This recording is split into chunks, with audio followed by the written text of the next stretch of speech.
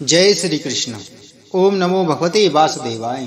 नमस्कार दोस्तों, स्वागत है आप सभी का हमारे चैनल भक्ति ज्ञान में।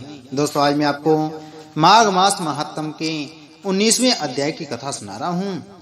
वह पांचों कन्याएं इस प्रकार विलाप करती हुई बहुत देर प्रतीक्षा करके अपने घर में लौटी। जब घर पर आई तो माताओं ने पूछा कि इतना विलंब तुमने क्यों कर दिया। तब कन्याओं ने कहा कि हम किन्नरियों के साथ क्रीड़ा करती हुई सरोवर पर थीं और कहने लगी कि आज हम थक गई हैं और जाकर लेट गईं।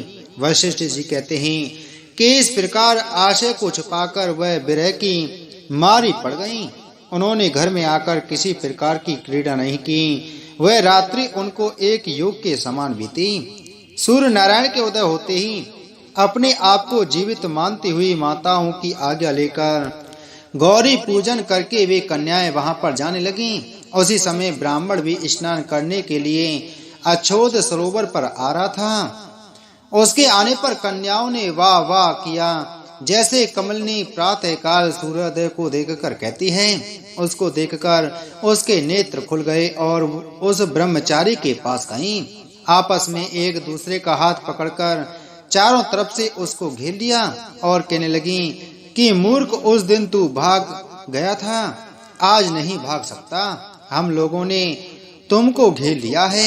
ऐसे वचन सुनकर बाहु पास में बंधे हुए ब्राह्मण ने मुस्कुराकर कहा, तुमने जो कुछ कहा सो ठीक ही है, परंतु मैं तो अभी विद्याभ्यासी और ब्रह्मचारी हूँ।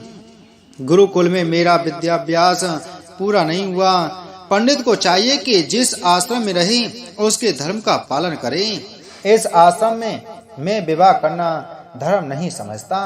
अपने व्रत का पालन करके और गुरु की आज्ञा पाकर ही मैं विवाह कर सकता हूँ, पहले नहीं कर सकता। यह बात सुनकर वह कन्याएं इस प्रकार बोली जैसे बैसाख मास में कोयल बोलती हैं।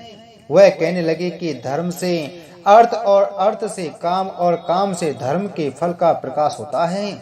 हम काम सहित धर्म की अधिकता से आपके पास आई हैं, सो आप पृथ्वी के सब भोगों को भोगिए।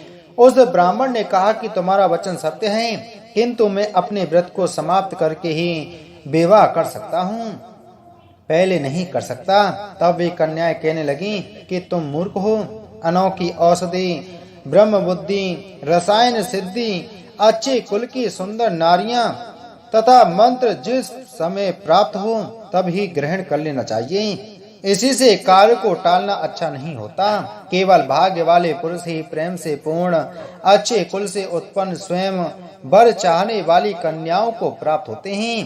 कहाँ हम अनोखी सुंदर नारियां, कहाँ आप तपस्वी बालक। यह बेमेल सा मेल मिलाने में विधाता की चतुराई ही है। इस कारण आप हम लोगों के साथ गंधर्व विवाह कर लें। इनके ऐसे वचन सुनकर उस धर्मात्मा ब्राह्मण ने कहा कि व्रती रहकर इस समय विवाह नहीं करूंगा, मैं स्वयंवर की इच्छा नहीं करता। इस प्रकार उसके वचन सुनकर उन्होंने एक दूसरी का हाथ छोड़कर उसको पकड़ लिया।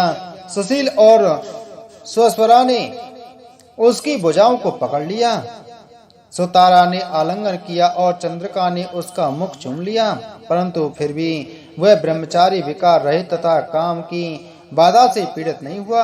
और फिर उसने क्रोधित होकर उनको श्राप दे दिया कि तुम डायन की तरह मुझसे चिपटी हो, इस कारण तुम पिशाचनी हो जाओ। ऐसे श्राप देने पर वह उसको छोड़कर अलग खड़ी हो गईं। उन्होंने कहा कि हम निरपराधियों को वृथा क्यों श्राप दिया, तुम्हारी इस धर्मज्ञता पर धिक्कार है। प्रिय करने वाले से बुराई करने वाले का सुख दोनों लोकों में नष्ट हो जाता है, इसलिए तुम भी हम लोगों के साथ पिशाच हो जाओ। तब वे आपस के क्रोध से उस सरोवर पर पिशाच पिशाचनी हो गई और बस पिशाच पिशाचनी कठिन शब्दों से चिल्लाते हुए अपने कर्मों को भोगने लगी। वशिष्ठ जी कहने लगे कि हे राजन, इस प्रकार वह पिशाच उस सरोवर के इधर उधर फिरते रहे। बहुत समय पश्चात मुनियों में श्रेष्ठ लोमस ऋषि पौष शुक्ला चतुर्दशी को उस अछोद सरोवर पर स्नान करने के लिए आए। जब क्षुधा से दुखी इन पिशाचों ने उनको देखा तो उनकी हत्या करने के लिए गोल बांधकर उनको चारों तरफ से घेर लिया। वेद निधि ब्राह्मण भी वहां पर आ गए और वे लोमस ऋषि के तेज से सामने ठहर न सके और दूर जाकर खड़े हो गए। वेद निधि हाथ जोड़कर लोमस ऋषि से कहने लगे कि भाग्य से ही ऋषियों के दर्शन होते हैं। फिर उन्होंने गंधर्व कन्याओं और अपने पुत्र का परिचय सब वृतांत सुनाया और कहा कि हे मुनीश्वर, यह सब ही श्राप मोहित होकर आपके सम्मुख खड़े हैं। आज इन बालकों का निस्तार होगा जैसे सूर्योदय से अंधेरे का नाश हो जाता है। वशिष्ठ जी कहने लगे कि पुत्र के दुख से दुखी हुए वेद निधि ब्राह्मण के ऐसे वचन सुनकर लोमस ऋषि के नेत्रों में जल भराया और वेद निधि से कहने लगे, मेरे प्रसाद से बालकों को शीघ्र स्मृति पैदा हो, मैं उनको धर्म कहता हूँ जिससे इनका आपस का साप विलीन हो जाए। 20वां अध्याय।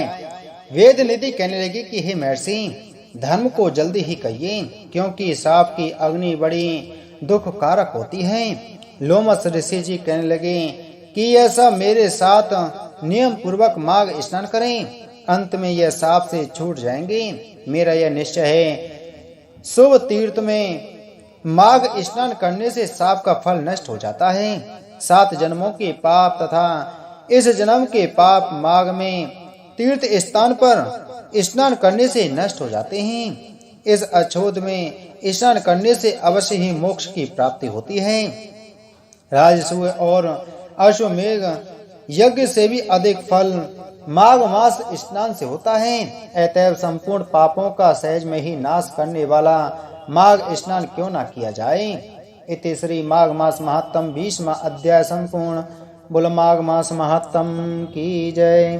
बोलो विष्णु भगवान की जय।